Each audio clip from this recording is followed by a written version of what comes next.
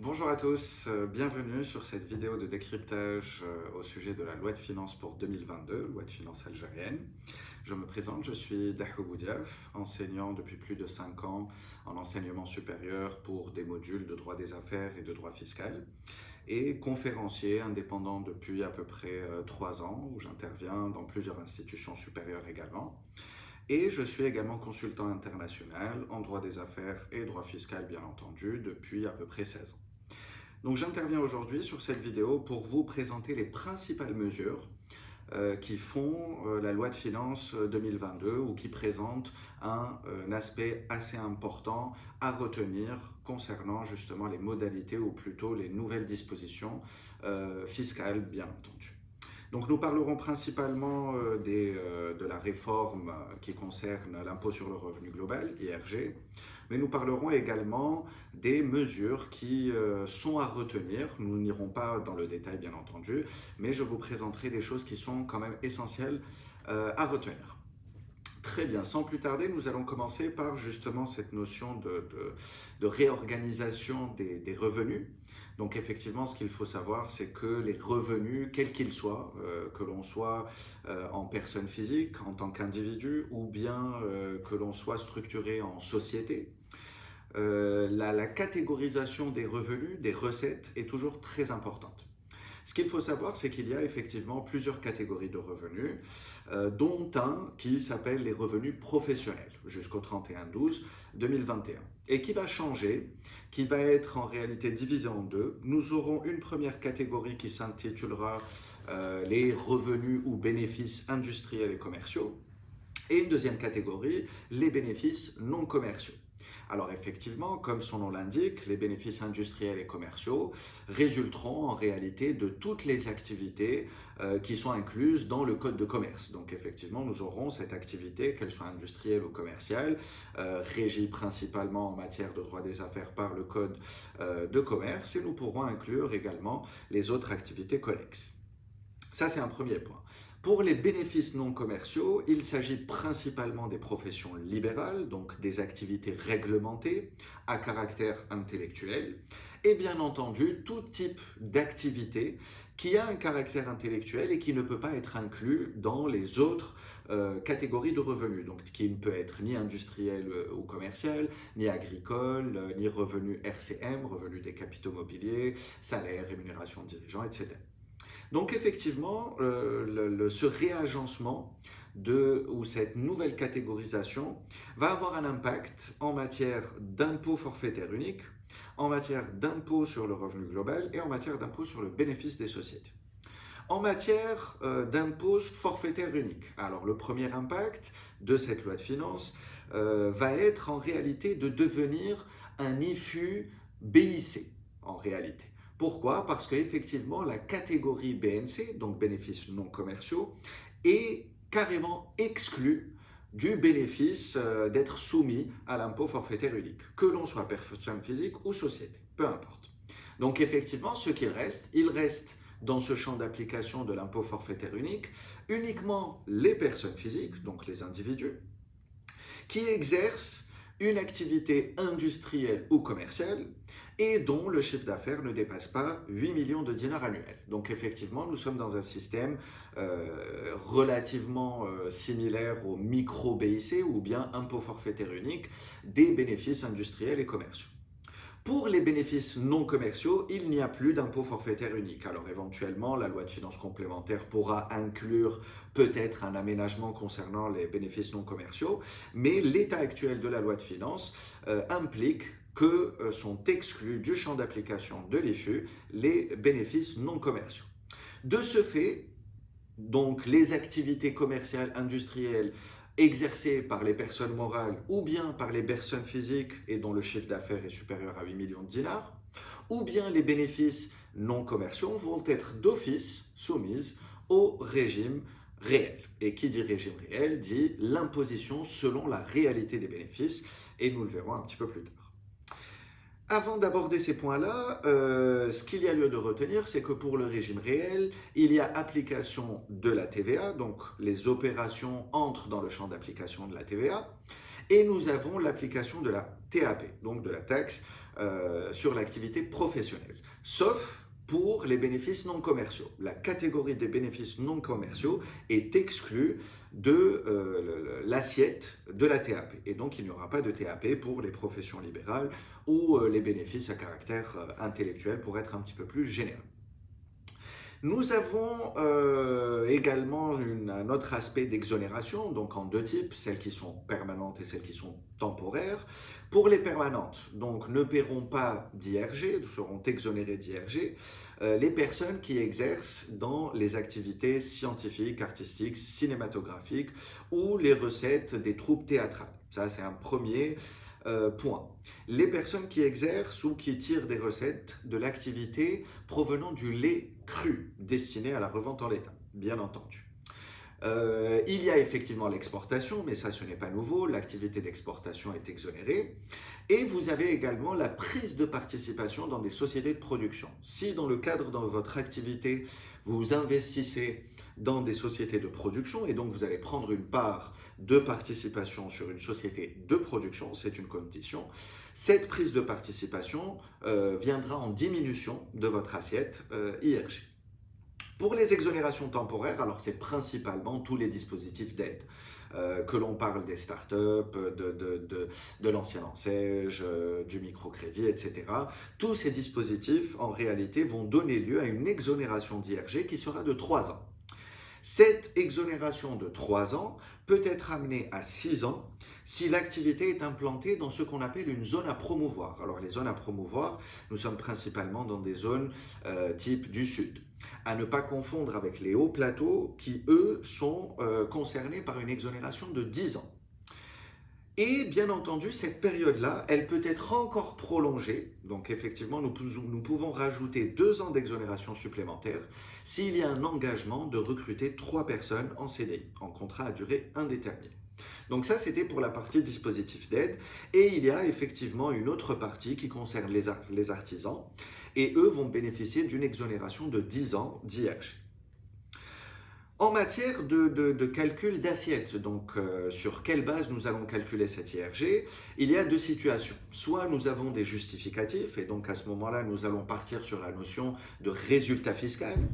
Soit nous allons avoir effectivement une absence de justificatif et la loi vous permettra de déduire forfaitairement 10%. Et donc cela peut ne pas être avantageux au vu de la réalité. Donc je vous conseille bien entendu de garder précieusement tous les justificatifs dont vous aurez à votre portée.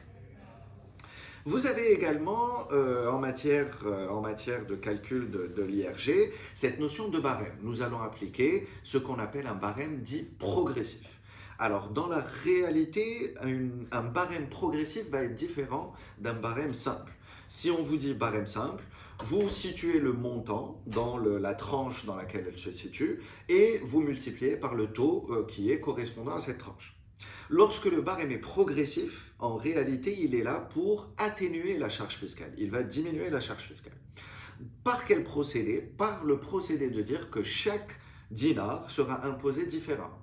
Et donc, le mécanisme de calcul par rapport à un barème progressif, quel qu'il soit, quel que soit l'impôt, ici en l'occurrence nous parlons d'impôt sur le revenu global IRG, et donc nous allons premièrement situer le montant du revenu net, donc du résultat fiscal, du revenu net qui va être situé dans le barème, nous allons diminuer le début du palier multiplié par le taux.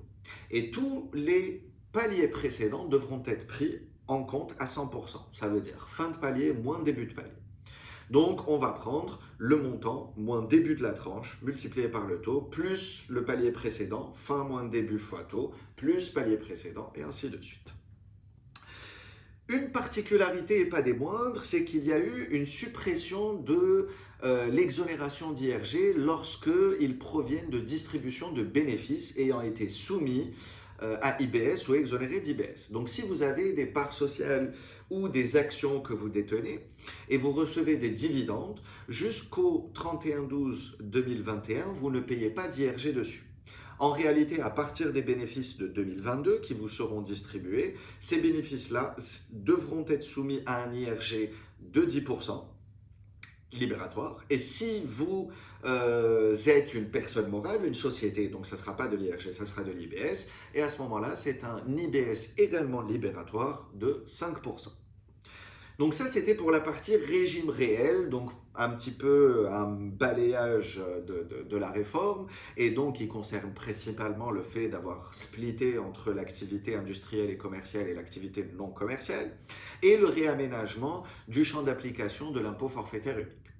Ceci dit, il y a des aménagements également à retenir qui concernent justement cette notion de résultat fiscal. Alors aujourd'hui, nous avons un texte très clair qui nous parle de la définition de la déductibilité des charges et qui la soumet à la réunion de conditions de fond et de forme d'un point de vue complètement général.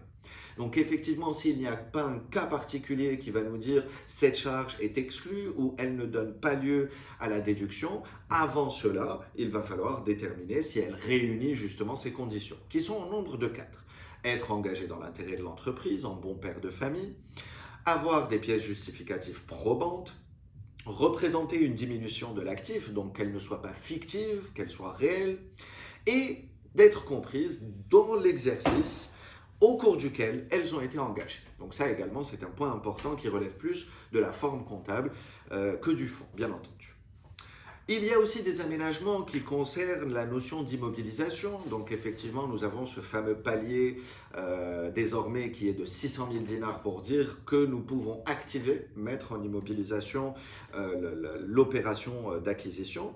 Et nous avons par rapport aux véhicules de tourisme, qui est plafonné, dont le montant est plafonné, il passe de 1 million de dinars à 3 millions de dinars, TTC bien entendu. Donc en réalité, la charge d'amortissement sera celle équivalente à un montant maximum d'acquisition de 3 millions de dinars, TTC.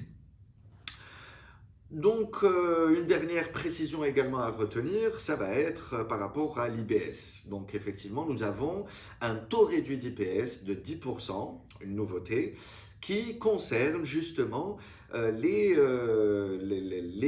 bénéfices qui résultent du réinvestissement, ou qui sont plutôt consacrés au réinvestissement. Tout ce qui a été consacré au réinvestissement donnera lieu à une imposition sur le bénéfice des sociétés libératoire réduite à 10%.